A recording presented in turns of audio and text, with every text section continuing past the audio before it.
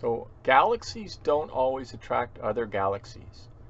In a strong gravitational field, quarks in quantum chromodynamic motion, that's quarks in typical protons and neutrons, they will shift their motion. Whatever their motion is, they're moving in some kind of cycles, and regardless of what that cycle is, they're going to shift their movement in order to make sure that they are aligning with the plane or aligning with the direction of the primary gravitational fronts. So if you have the Earth, the large spherical body such as the Earth, well, fronts, each nucleon is producing a mini front, but these little mini fronts combine together and they create a front which their coordinated motion produces combined fronts which move out at the speed of light, and they match the shape of the body that they're in. So for large spherical bodies, you're going to have spherical fronts coming out, and it's just like an air bubble. An air bubble becomes a sphere because the tension on the air bubble produces pressure radial inward. You end up with perfect radial inward pressure from an air bubble, and these fronts, though they're not stationary like an air bubble, they produce identical inward forces, so that you end up with spheres of mass. That's why it results in that shape, because these fronts are perfect spheres as they move out.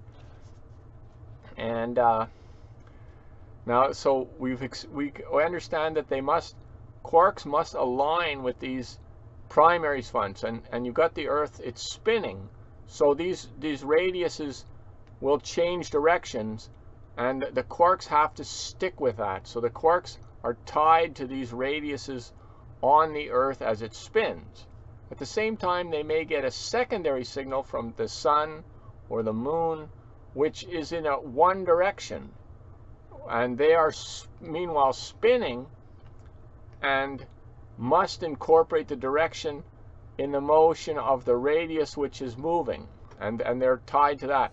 But for brief periods, and certain quarks will be able to also occasionally align with the distant signal from either the sun or the moon, and they'll do that as much as they can. With the momentum shift required, they will do it based on the strength of the distant signal, which is not very strong, so they'll do it only slightly when they're practically already aligned in that direction. And then, even in much rarer cases, there will be a small number of the quarks in the solar system, some in the Earth as well, but in the solar system, a certain number of the quarks also align with much weaker signals, but these are galactic field fronts. So they get the tiny field fronts, but huge but very weak field fronts moving across the plane of the galaxy, in the shape of the galaxy, basically moving out. These are your galactic fronts. Now, in the case of other galaxies, well, there's almost no opportunity to align with the fronts of other galaxies, because the signals from other galaxies, each galaxy has its own plane, its own shape, and the fronts will map that shape. So you'll have the strongest fronts in a galaxy, or the ones that reach the farthest out into space, will be the ones which are in the plane of the galaxy. And so if you look at the mass in our galaxy, it will get very weak fronts coming from different galaxies on different planes, but each signal that comes to it, each weak field front coming to it from a distant galaxy, is pulling to a different alignment.